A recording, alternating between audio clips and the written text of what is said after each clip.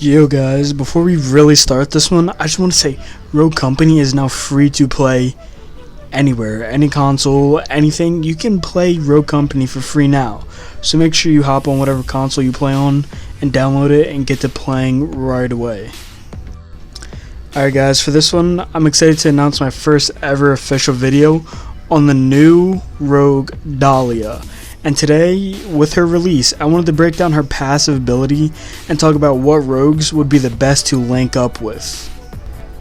Alright, if you have no idea what I'm talking about, her passive ability, Buddy System, grants you the ability, I'm saying ability a lot, to choose one of your teammates' passives and use it. This allows almost every single game you play with her to be a totally new experience. I'm going to be going to do things a little backwards, and I'm starting off with the worst rogues to pair up with, and then I'm going to build up to the best ones. I want to hear who you think would be the best to pair up with, so let me know down in the comments. Starting off at the very bottom, we're going to be having Dima. Dima is obviously a top rogue at this point in time, but his passive ability is far from it. Burned isn't really that useful on one rogue, so having two of them isn't going to help much either. This is why I've placed him at the very bottom of this list. Next up is Glitch, and his passive Intuition is really only useful for Glitch as he can hack, but Dahlia isn't going to have this ability obviously. As long as you're paying attention to the game, you don't really need to worry about seeking out enemy equipment. Now we have Scorch's passive Fireproof.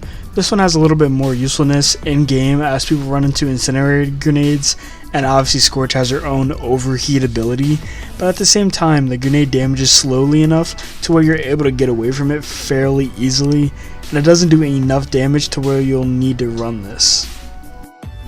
Next up on the list we have Choc's Grit, which isn't a bad one to run, but at the same time it's not very useful.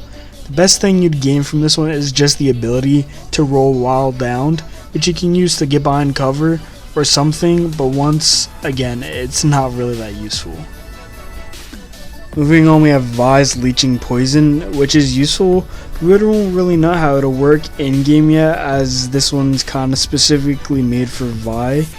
Maybe as her ability kicks in with her cluster, it'll do the same with you, and when she heals up, it'll also heal you up. I'm not sure how this one works. I haven't tried it out yet.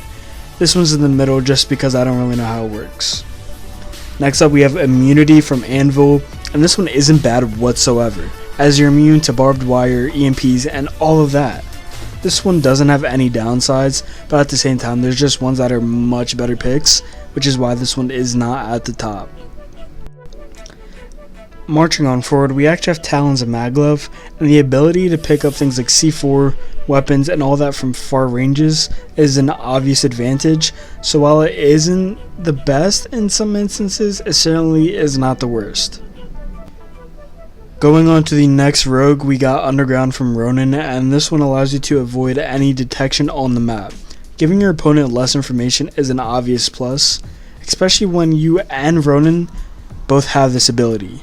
That's half of your team that the enemy have no clue where they're at. The next passive up is Medical Expertise from Saint, and this one is one of the more powerful ones since you and your revived teammate have a significant amount of health restored. This can catch people off guard as they might have thought that you had a chunk of health missing, and when you come back to them and you and your teammate both have that increase in health, it can put any gunfight into your favor. Trench's Gadget Up is next, and you basically just have the additional gadget, and having a frag is very powerful.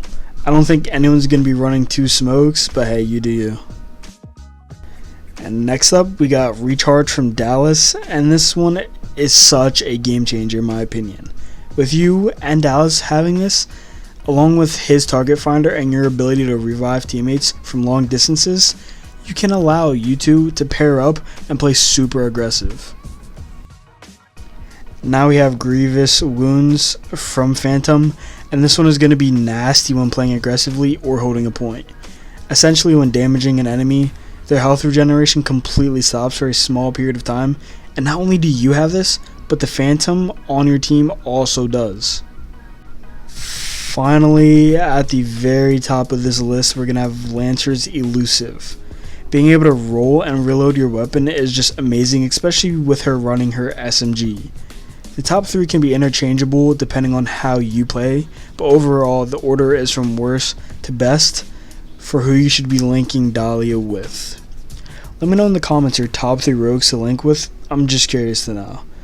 I wanted to thank you all for watching, and just a heads up, this list may be a little updated later on in the future as she was just released, so with us being able to really play her for a while, I'm sure in the future everything will be changed. As always, thank you for watching.